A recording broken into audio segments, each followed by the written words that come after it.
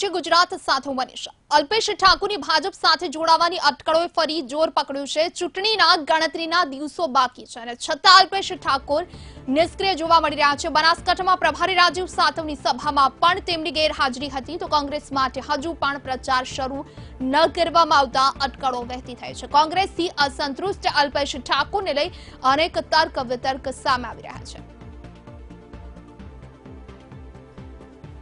અલ્પેશ ઠાકોર હજુ પણ કોંગ્રેસથી નારાજ હોવાની વાત સામે આવી રહી છે અને ભાજપ સાથે જોડાવાની અટકળોએ ફરી એક વખત જોર પકડ્યું છે. જે અંગે વધુ વિગત આપશે અમારા સંવાદદાતા જયંતિ ચૌધરી અમારી સાથે ફોન લાઈન પર જોડાઈ ગયા છે. જયંતિ, અલ્પેશ ઠાકોર હજુ પણ નિષ્ક્રિય દેખાઈ રહ્યા છે, પ્રચારની શરૂઆત નથી કરી, ક્યાંક હજુ પણ કોંગ્રેસથી નારાજ હોય તેવી વાત સામે આવી છે. આ સાથે એવું પણ સામે આવ્યું છે કે ભાજપમાં હજુ પણ અલ્પેશ ઠાકોર જોડાઈ શકે છે. જી મનીષા, જે રીતની સમગ્ર ચર્ચા સામે આવી રહી છે, આજે કોંગ્રેસની અંદર ધામધૂમથી પ્રચાર શરૂ થઈ ચુક્યો છે, પણ અલ્પેશ ઠાકોર છે એ ક્યાંક ને ક્યાંક નિષ્ક્રિય દેખાય છે. આજે ડીસામાં પણ રાજીવ સાતવનો પ્રચાર હતો, પણ ત્યાં અલ્પેશ ઠાકોર હતા નહીં. પાટણમાં પણ ક્યાંક ને ક્યાંક નિષ્ક્રિયતા દેખાઈ રહી છે. સામે સામે ઠાકોર સેનાએ પણ ફોર્મ ભર્યું હોવાના લીધે ક્યાંક ને ક્યાંક એવું જોવા મળી રહ્યું છે કે અલ્પેશ ઠાકોર સેનાને સૌથી વધુ મહત્વ આપે છે, માટે કોંગ્રેસ પાર્ટી માટે પ્રચાર નહીં કરે બનાસકાંઠામાં, એવી પણ ક્યાંક ને ક્યાંક વાતો આવી રહી છે. માટે લોકોમાં એક ચર્ચાનો મુદ્દો પકડ્યો છે કે અલ્પેશ ઠાકોર ખરેખર શું ફરીથી ભાજપમાં જવાના પ્લાનિંગમાં છે, કોંગ્રેસને બ્લેકમેલિંગ કરી રહ્યા છે.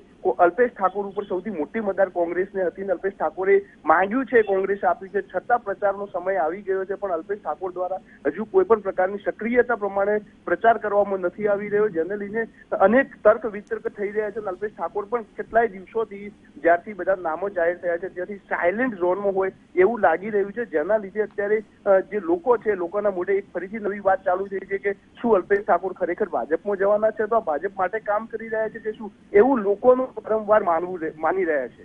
જી બિલકુલ જયંતિ, આપનો આભાર માહિતી આપવા માટે.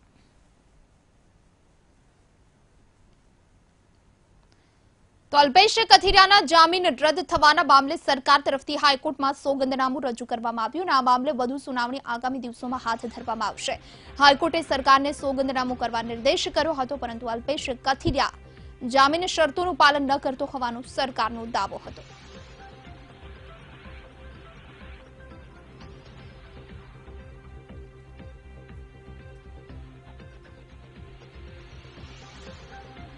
અલ્પેશ કથિરિયા જામીનની શરતોનું પાલન ન કરતો હોવાનો સરકારે દાવો કર્યો હતો. વધુ સુનાવણી અંગેની આગામી દિવસોમાં હાથ ધરાશે. જે સમાચાર હાલ પ્રાપ્ત થયા છે અલ્પેશ કથિરિયાને લઈ, અલ્પેશ કથિરિયાની જામીન રદ થવા મામલે જે સમાચાર પ્રાપ્ત થયા છે, સરકાર તરફથી હાઈકોર્ટમાં સોગંદનામું રજૂ કરાયું. વધુ સુનાવણી આગામી દિવસોમાં હાથ ધરવામાં આવશે.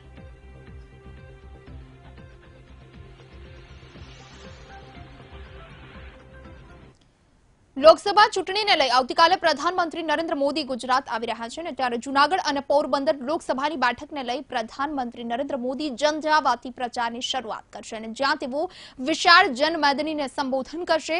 બીજી તરફ કોંગ્રેસ અધ્યક્ષ રાહુલ ગાંધી આગામી 15 એપ્રિલે ગુજરાતમાં ચૂંટણી પ્રચાર કરશે. તો રાહુલ ગાંધીની 3 લોકસભા સીટ અમરેલી, જૂનાગઢ અને ભાવનગર માટે ભવ્ય રેલી યોજાશે, તેમજ રાજુલા નજીક આસરાણા ચોકડી પર જાહેર સભા કરશે. લોકપ્રિય અને મજબૂત નેતૃત્વ એવા શ્રી નરેન્દ્રભાઈ મોદી પોતાના હોમ સ્ટેટમાં આવતીકાલે 10 તારીખે ગુજરાતમાં આવી રહ્યા છે. કાર્યકર્તા અને જનતામાં તેમને જોવાનો, સાંભળવાનો એક ઉત્સાહ છે. સવારે 9:30 વાગે એ જૂનાગઢ ખાતે જાહેર સભાને સંબોધન કરશે અને બપોરે 12:30 વાગે બારડોલી લોકસભામાં સોનગઢ ખાતે વિશાળ જનમેદનીને શ્રી નરેન્દ્રભાઈ મોદી સંબોધન કરશે. લોકસભા ચૂંટણીને લઈ આવતીકાલે પ્રધાનમંત્રી નરેન્દ્ર મોદી આવી રહ્યા છે જૂનાગઢ, જેને લઈ તમામ તૈયારી પૂર્ણ કરી દેવામાં આવી છે. જૂનાગઢ અને પોરબંદર લોકસભાની બેઠકને લઈ આવતીકાલે પ્રધાનમંત્રી નરેન્દ્ર મોદી જનજાવાતી પ્રચાર શરૂ કરશે અને જે માટેની તમામ તૈયારીઓને આખરી ઓપ આપવામાં આવ્યો છે. જૂનાગઢ કૃષિ યુનિવર્સિટીના ગ્રાઉન્ડમાં પોલીસનો મોટો કાફલો ઉતારવામાં આવ્યો છે. વિશાળ જનમેદનીમાં પ્રધાનમંત્રી નરેન્દ્ર મોદી સભાને ગજવશે. 2 દિવસથી હું જોઈ રહ્યો છું જનતાની અંદર નરેન્દ્રભાઈને આવકારવા માટે, નરેન્દ્રભાઈને સાંભળવા માટે, નરેન્દ્રભાઈએ રાષ્ટ્રહિત માટે, રાષ્ટ્રની સુરક્ષા માટે જે નિર્ણયો કર્યા, જે એક્શન લીધા એને લઈને ખાસ કરીને યુવાઓમાં ખૂબ થનગડાટ છે, યુવાઓમાં ખૂબ ઉત્સાહ છે અને આવતીકાલે વિશાળ સંખ્યાની અંદર યુવાનો, મહિલાઓ, ભાઈઓ, બહેનો મોટી સંખ્યાની અંદર ઉપસ્થિત રહે એ પ્રકારનું આયોજન પણ થયું છે અને જનતા સ્વયંભૂ ઉત્સાહ પણ બતાવી રહી છે. દરેક પક્ષ દ્વારા પોતાના સ્ટાર પ્રચારક દ્વારા પ્રચાર કરવામાં આવે છે, જેના ભાગરૂપે આવતીકાલે તાપી જિલ્લાના સોનગઢ ખાતે દેશના પ્રધાનમંત્રી નરેન્દ્ર મોદી જંગી સભાને સંબોધિત કરશે. ભાજપ દ્વારા તડામાર તૈયારીઓ કરી દેવામાં આવી છે. સુરક્ષાને ધ્યાનમાં રાખી સમગ્ર દક્ષિણ ગુજરાતનો પોલીસ કાફલો હાજર કરી દેવામાં આવ્યો છે. લોકસભાની ચૂંટણીના મતદાનને હવે ગણતરીના દિવસો બાકી રહે છે, ત્યારે દરેક રાજકીય પક્ષ પોતાના સ્ટાર પ્રચારકોને ચૂંટણી મેદાનમાં ઉતારી રહી છે. ત્યારે આવતીકાલે દેશના પ્રધાનમંત્રી નરેન્દ્ર મોદી પ્રથમ વખત ગુજરાતમાં ચૂંટણી પ્રવાસે આવી રહ્યા છે. તેઓ આવતીકાલે બારડોલી લોકસભા મતવિસ્તારમાં સોનગઢના ગુણસદા ખાતે એક જંગી જાહેર સભાને સંબોધશે. તેના માટે ભાજપ દ્વારા પૂરતી તૈયારી કરી દેવામાં આવી છે. જે આવનાર પબ્લિક છે તેને કોઈ અગવડતા ન પડે તેના માટે પૂરતી વ્યવસ્થા કરી દેવાની છે. હાલ આજે તૈયારીને આખરી ઓપ આપી દેવામાં છે. જ્યારે દેશના પ્રધાનમંત્રી ચૂંટણી પ્રવાસે આવી રહ્યા છે તેને લઈને પોલીસ વિભાગ પણ સજ્જ થઈ ગયું છે અને ઠેર ઠેર ચાપતો બંદોબસ્ત ગોઠવી દેવામાં આવ્યો છે. સાથે અહીં કોઈ અનિચ્છનીય બનાવ નહીં બને તે માટે પણ પોલીસ વિભાગ સજ્જ થઈ ગયું છે અને કહેવાય છે કે તાપી જિલ્લો એ કોંગ્રેસનો ગઢ ગણવામાં છે. અહીં 2 વિધાનસભા પર હંમેશા કોંગ્રેસનો કબજો રહ્યો છે. ત્યારે આવતીકાલે જ્યારે નરેન્દ્ર મોદી અહીં સભા સંબોધશે અને તેની કેટલી અસર પડશે તે તો આવનારા દિવસોમાં જ ખબર પડશે. દીપક ગામિત, વીટીવી ન્યૂઝ, તાપી. સમાચારમાં આગળ વાત કરીએ તો કોંગ્રેસના નેતા અર્જુન મોઢવાડિયાએ 56ની છાતી પર ટિપ્પણી કરી હતી. મોઢવાડિયાએ જણાવ્યું કે મજબૂત માણસની છાતી 36 ઇંચની હોય છે, 56 ઇંચ અને 100 ઇંચની છાતી તો પ્રાણીની હોય છે. મોઢવાડિયાના આ નિવેદનને લઈ ભાજપના નેતા ભરત પંડ્યા ભડક્યા હતા અને તેમણે વળતો પ્રહાર આપ્યો. જુઓ, માણસની છાતી તો હંમેશા 36 ઇંચની હોય, પહેલવાન હોય તો એની છાતી વધારેમાં વધારે 42 ઇંચની હોય. 56 ઇંચની છાતી કહી અને વડાપ્રધાનનું અપમાન મોદી ભક્તોએ નહીં કરવું જોઈએ. 56 ઇંચની છાતી છે એ ગધેડાની હોય છે અને પારીકરજીએ સર્જિકલ સ્ટ્રાઇક પછી એમ કહ્યું હતું કે મોદીજીની છાતી છે એ 100 ઇંચની થઈ ગઈ છે, 100 ઇંચની છાતી પાડાની હોય છે. એટલે આ રીતે વડાપ્રધાન હિંમતવાન છે એમ કોઈને વાંધો નથી. એવા શ્રી નરેન્દ્રભાઈ મોદી માટે આ પ્રકારના શબ્દો એ આઘાતજનક, અશોભનીય અને નિંદનીય છે. એને હું સખ્ત શબ્દોમાં વખોડી કાઢું છું. કોંગ્રેસ પ્રજામાં જઈ શકતી નથી, હતાશ છે અને એટલા માટે બેબાકળી બનીને બેફામ આક્ષેપો કરે છે.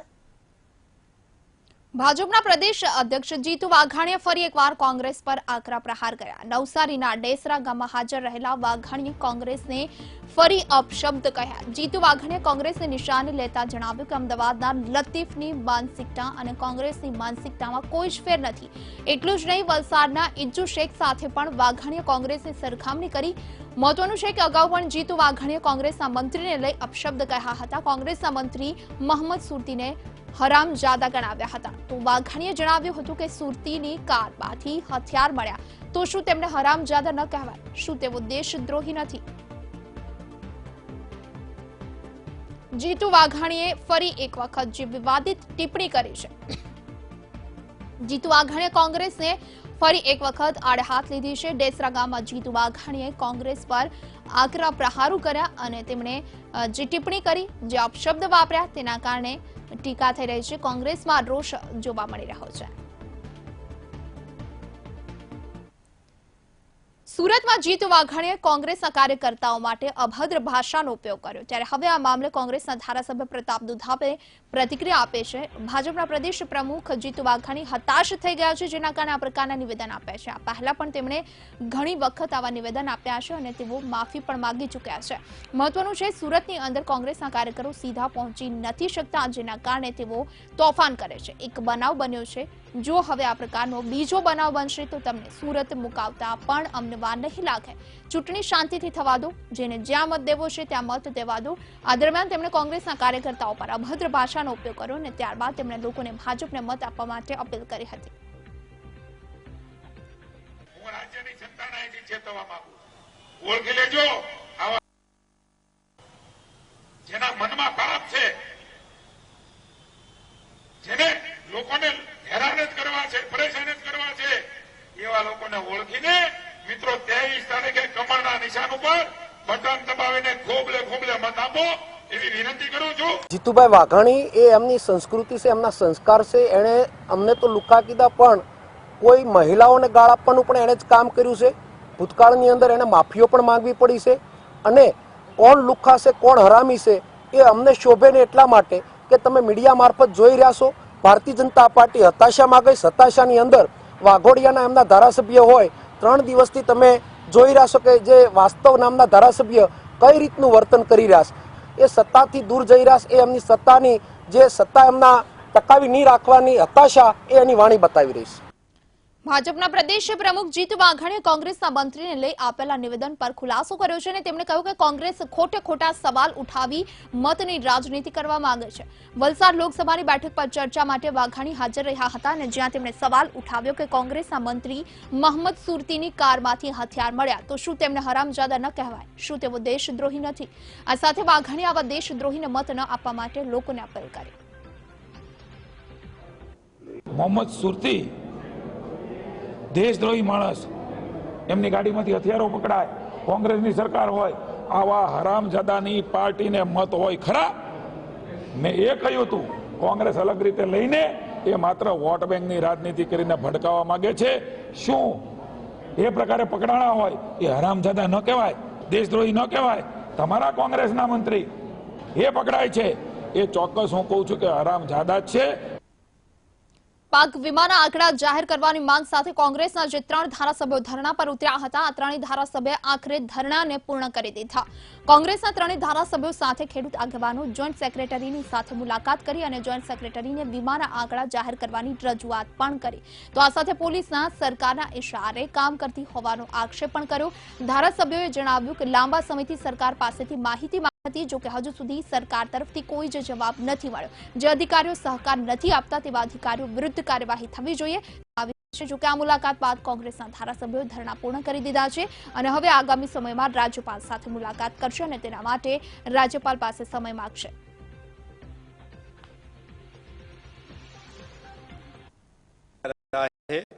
ખૂબ સ્વસ્થતાપૂર્વક શાંત ચિત્તે ધરણા કર્યા છે. પ્રતિસાદ મળવો એ ખેડૂતોના પ્રશ્ન માટેનો એ મળ્યો નથી, એટલે અમે આ બાબત જનતાની અદાલતમાં લઈ જઈશું. આ 24 કલાકના ધરણાનો પણ ખેડૂતો માટેની લડતની શરૂઆત છે અને આગળના દિવસોમાં અમે આ લડાઈને કોર્ટના દ્વારે અને પછી જનતાની અદાલતમાં લઈ જવાના છીએ. ખૂબ જ દુઃખની વાત કહેવાય કે મારી ખેડૂતોના પ્રશ્નોની રજૂઆતને નાટકમાં ખપાવવાનો પ્રયત્ન કર્યો છે અને સમગ્ર ગુજરાતના ખેડૂતોને નાટકબાજ કહેવાનો પ્રયત્ન કર્યો છે. ખેડૂતોના વેદના કે ખેડૂતોના પ્રશ્નો એની જે રજૂઆત થાય એને નાટકમાં ખપાવી અને ખેડૂતો માટે એમના મનમાં કેટલી લાગણી છે, સરકારના મનમાં એમની શું લાગણી છે. અમારા પક્ષના અધ્યક્ષ શ્રી અમિતભાઈ ચાવડા માનનીય રાજ્યપાલ શ્રીનો સમય લઈ અને એમને આગળ અમે રજૂઆત કરવા જવાના છીએ. અને એક શરમજનક વાત છે કે જ્યારે અત્યારે મીડિયાના લોકોએ અમને પ્રશ્ન પૂછ્યા કે ભાઈ મુખ્યમંત્રી શ્રી આ આખા તમામ વાક્યને 24 કલાકનો જે આ વાક્યો ચાલ્યો એને નાટકમાં જો ખપાવવા માંગતા હોય તો આ ખેડૂતોનો લાગણી દુભાવવાની વાત છે. આ ખેડૂતોને ગણવાની વાત નથી, આ ખેડૂતોને ગણતા નથી, ખેડૂત વિરોધી છે એવું આ સાબિત કરવા માંગે છે. અને રૂપાણી સાહેબને હું એટલું જ કહીશ કે આખા રાજ્યમાં બધા જો આવેદનપત્ર આપતા હોય તો શું એ એવું કહેશે કે ગુજરાતના ખેડૂતો છે એ બધા નાટક જ કરે છે? આ ખેડૂતોને ગણતા નથી, ખેડૂતોને કાઢી નાખવાની વાત છે. જો તમારામાં તેવડ હોય તો નાનકડી બાબત છે. અમે ખાલી એક તમારી પાસે ક્રોપ કટિંગના આંકડા માંગ્યા છે, રજૂ કરી દો એટલે નાટક બંધ થઈ જશે જો આપ આને નાટક ગણતા હો તો. વધુ કેટલાક સમાચારો સાથે પરત ફરીશું રોકા એક બ્રેક માટે.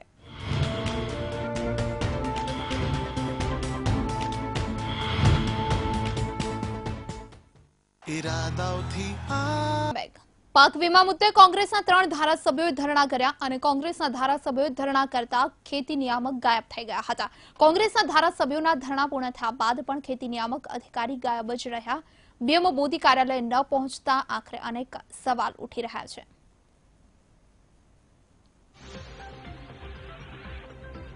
ચોવીસ કલાક બાદ કોંગ્રેસના ધારાસભ્યોએ ધરણા પૂર્ણ કર્યા છે, પરંતુ હજી સુધી અધિકારીઓ પોતાની કચેરીમાં નથી પહોંચ્યા. આપ જોઈ શકો છો કે અહીંયા ખેતી નિયામક પીએમ મોદીની કચેરીએ અત્યારે અમે છીએ, જ્યાં શરૂઆતથી કોંગ્રેસના ધારાસભ્યોએ ધરણાની શરૂઆત કરી હતી. આ એમની કચેરી છે. આપ જોઈ શકો છો કે અહીંયા એમની કચેરીમાં એમની ખુરશી પણ આપ દેખી રહ્યા છો કે હજી સુધી તેઓ પહોંચ્યા નથી. અધિકારીઓની ગેરહાજરી એ સાબિત કરી રહી છે કે રાજ્ય સરકાર પાક વીમાને લઈને માહિતી છુપાવી રહી છે. કારણ કે જે માહિતી માટે જે કોંગ્રેસના ધારાસભ્યો ધરણા પર ઉતર્યા હતા, પરંતુ એમને માહિતી નથી આપવામાં આવી. અગ્ર સચિવને પણ રજૂઆત કરવા પહોંચ્યા હતા, પરંતુ અગ્ર સચિવ પણ ગેરહાજર હતા. આ પ્રકારની ગેરહાજરી એ સાબિત કરી રહી છે અને રાજ્ય સરકાર ઉપર પણ સવાલો ઊભા થઈ રહ્યા છે કે પાક વીમામાં જે ભ્રષ્ટાચાર સામે આવી રહ્યો છે એની માહિતી રાજ્ય સરકાર દ્વારા છુપાવવામાં આવી રહી છે. કેમેરામેન રાજુ ગઢવી સાથે રાજેન્દ્રસિંહ પરમાર, વીટીવી ગાંધીનગર. તો પાક વીમા મુદ્દે કોંગ્રેસના ધારાસભ્યો દ્વારા કરવામાં આવી રહેલા ધરણા પર મુખ્યમંત્રી વિજય રૂપાણીએ પ્રતિક્રિયા આપી. જોકે તે બાદ બ્રિજેશ મેરજાએ પણ મુખ્યમંત્રી પર વળતો પ્રહાર કર્યો. સાવ ખોટા ઉતરા છે, માત્ર ને માત્ર પોલિટિકલી ડ્રામાબાજી છે. ચૂંટણીના મેદાનમાં જઈ શકતા નથી પ્રજા વચ્ચે. હવે તમે કલ્પના કરો, ઉમેદવાર ચૂંટણીનું મેદાન છોડીને ગાંધીનગરમાં નાટક કરે ખાલી મીડિયામાં આવવા માટે. આ નાટક છે. સરકારે 2600 કરોડ રૂપિયા વીમો આપી દીધો છે, હાઈએસ્ટ છે. ભૂતકાળના આંકડા કઢાવજો. આ વર્ષે 2600 કરોડ રૂપિયા વીમો આ સરકારે આપેલો છે. મૂળ વાત એ છે કે ક્રોપ કટિંગ એની પ્રોસિજર, એની સિસ્ટમ, એમાં અમુક તાલુકામાં વીમો ન પણ મળ્યો હોય ખેડૂતોને અને અમુક તાલુકામાં પૂરતો વીમો મળ્યો હોય તો એ તો આખી ઇન્સ્યોરન્સ કંપની અને કેન્દ્ર સરકારની ગાઈડલાઈન મુજબ એ ઇન્સ્યોરન્સની પ્રોસિજર છે. પરંતુ અત્યારે તો માત્ર પોલિટિકલી ખેડૂતોના મત મેળવવા માટે, પ્રશ્નને મીડિયામાં ચગાવવા માટે, કારણ કે ત્યાં રિસ્પોન્સ નથી મળતો. કમળો હોય એને પીળું દેખાય. અને અમે તો વિધાનસભામાં પણ આ રજૂઆત કરી છે. અમે અન્ય જેને કહીને કે જાહેર પ્લેટફોર્મ ઉપરથી પણ હંમેશા ખેડૂતોના હક અને હિફાજતની વાત કરતા આવ્યા છીએ, પણ આ ગુજરાત સરકારના બેરા કાને આ વાત સંભળાતી નથી. એનું અમને પારાવાર દુઃખ અને અફસોસ છે. સાથે આજે ગુજરાતમાં રોકાશું. વધુ એક બ્રેક માટે આપ જોતા રહો વીટી. અમદાવાદની ગ્લોબલ ઇન્ટરનેશનલ સ્કૂલે સરકાર દ્વારા નક્કી કરાયેલી એફઆરસીનો અનાદર કર્યો અને આજે ફરી એકવાર સ્કૂલમાં બાળકોનો પ્રવેશ અટકાવી દીધો. શાળાએ 40 જેટલા બાળકોને એલસી આપી દીધા છે, જેને લઈ વાલીઓમાં રોષ જોવા મળ્યો. ત્યારે વાલીઓ સીએમને રજૂઆત કરવા કમલમ ખાતે પહોંચ્યા, જ્યાં વાલીઓ સીએમ વિજય રૂપાણીને તો ન મળી શક્યા, પરંતુ ભાજપ નેતા ભરત પંડ્યાએ વાલીઓ સાથે મુલાકાત કરી. ભરત પંડ્યાએ જણાવ્યું કે વાલીઓ પોતાની રજૂઆત માટે કમલમ ખાતે આવ્યા હતા. અમે તેમની રજૂઆત સાંભળી છે. કાલે શિક્ષણ મંત્રીને વાલીઓ મળશે અને શાળા સામે શિક્ષણ વિભાગ કડક પગલાં લેશે. ત્યારે વાલીઓનું કહેવું છે કે જો સરકાર યોગ્ય પગલાં નહીં ભરે તો અમે ચૂંટણીનો બહિષ્કાર કરીશું. કમલમ ખાતે એ રજૂઆત કરવા આવ્યા હતા. સામે ચાલીને બહાર આવીને હું એમને મળ્યો છું.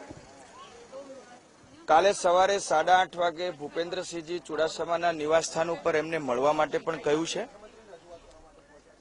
ગ્લોબલ સ્કૂલના ફીના સંદર્ભમાં એમને લાગણીને અમે સાંભળી છે. એમને ન્યાય મળશે.